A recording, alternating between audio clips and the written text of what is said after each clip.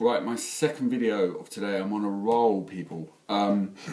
Really good question actually from another subscriber who's asking me about whether it's good to train on an empty stomach in the morning. And like most things really gym related, it depends. What it depends on is you.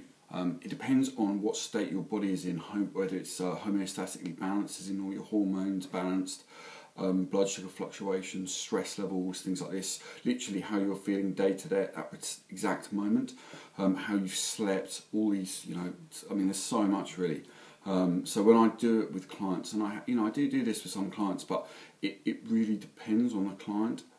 I may set out the program and write it for them, and then I may just text them the night before to check they feel balanced in their body, and like what their life's been like recently. Are they super stressed? Is work bad? Things like this, because all these things can create bad problems for the body, create inflammation, and getting up early in the morning and going and stressing your body out with long durations of exercise can make you worse. So I'm going to try and help you out here with some of these, but I'm not going to lie, it does depend on the person and you day to day and how you are. So let's just discuss the first thing. Now, when you get up in the morning, your cortisol levels will rise. Cortisol is a stress hormone, part of your sympathetic and parasympathetic autonomic nervous system. And you've got your autonomic and somatic nervous system in the body. Now, your autonomic nervous system is the involuntary one that you can't regulate. It does things like helps with peristalsis and digestion, the pancreas releasing bile. You don't say to your pancreas, right, release bile now. Like, it does it because it's regulated by the autonomic nervous system. Now, the autonomic nervous system gets you up in the morning by releasing cortisol. People call it the fight or flight hormone, but basically you do need some cortisol. It gives you a kick up the arse basically in the morning to get up. One of the issues I find with cortisol is that it is a catabolic hormone, so it will break down your body for fuel. And this is obviously an issue with a lot of people because they are overly stressed, they sleep badly, etc. And then they get up in the morning to go to the gym and their body isn't recovered, so they're perpetually running on cortisol, which is perpetually breaking down their body, and they're not getting the results they want. So we have to down-regulate that with clients. So it does depend on how you sleep. I never ever say to a client they should be training before 6 a.m. Between 10 and 2 a.m. you're releasing growth hormone into the body, and between 2 and 6 you're getting your mental repair and nervous system repair. So I never get my clients up before 6, never. The next thing is when you're asleep, your body goes into a hypoglycemic state, meaning that it's low on blood sugar. And this is the main reason why people train in the morning on an empty stomach, because if your body's low on blood sugar, well, glucose is your body's primary fuel source that it needs uses glucose to convert ATP into energy. So if you're low on glucose, people kind of saying the body uses body fat stores as fuel, and fat is a very usable energy source, so it'll be one of your main energy sources. And this is a bit of a double-edged sword because you can't be sure this is happening. When your body doesn't have enough carbohydrates to convert into glucose for energy, it will go into a state of something called gluconeogenesis, which is basically using other forms of nutrients to make glucose for fuel, or to make the ATP, because it needs to make ATP for energy. And one of the issues here is that you can actually break down your muscle, because the body stores glucose in muscle, so it can break down your muscle for fuel, which is not a good thing. Like, your body needs your muscle. You don't want to be burning too much muscle, no matter whether you're a woman and you don't want to get big and all this rubbish that you read. Like, it's very important that you do hold on to your lean tissue. So you don't want to be breaking down your muscle for fuel. So when I do get clients doing this, I supplement them. I supplement them with HMB, BCAAs, glutamine, and I think that's it. Sometimes things like arginine, etc., but particularly those three. I'm not going to tell you the amounts because it actually depends person to person.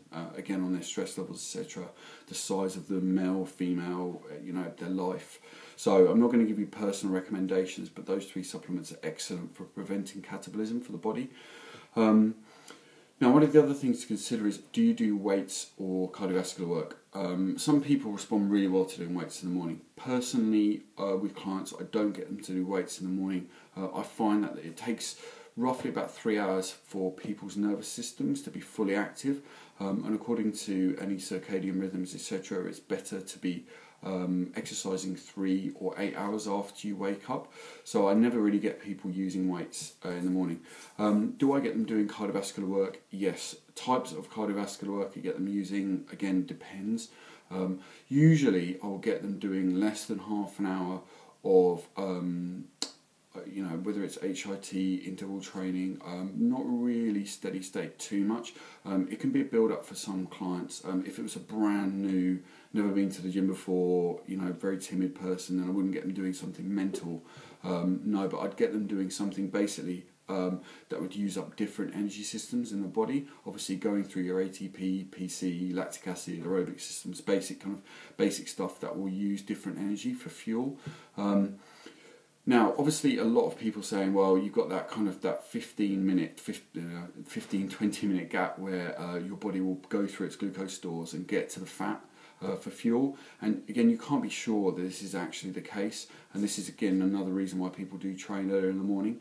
I do find that it's one of the things I like to use this with clients for is primarily because it gets their day off to a good start and it gets their metabolism up early, which I think is very important, particularly if you are looking to lose weight or reduce body fat, etc. And helping to supplement with these particular supplements can be very, very beneficial at getting the metabolism up whilst stopping any catabolism for the muscle. But I wouldn't recommend doing it for longer than half an hour or so, or if you could do it for longer than half an hour, then possibly up the intensity or do more kind of slow burst training, etc. Because doing things for too long like that will induce catabolism in the body, and you don't want that when you've got an empty stomach. The last thing is food afterwards. Now, with all my clients, they must pre-prepare their food. So they've got it straight to eat afterwards, and it's very, very important that this happens. Obviously, you'll need a full quota of nutrients here, so you will need carbohydrates, fats and proteins afterwards. I like to use slow digesting ones, sweet potato, etc. But I also like to use fruit here. I think fruit's a really, really good one to use. The fructose from it will go straight to the liver to replace glycogen, and it will just help your body recover that much more quickly, because your body needs the glucose for fuel and it needs glucose to prevent muscle degradation. So just consider all those things before you go to the gym on an empty stomach. I think it can be a very effective way to train, as long as you do have the right supplements and your body is not in a perpetually stressed state, because otherwise you will be breaking down your body for fuel. Okay, thanks guys.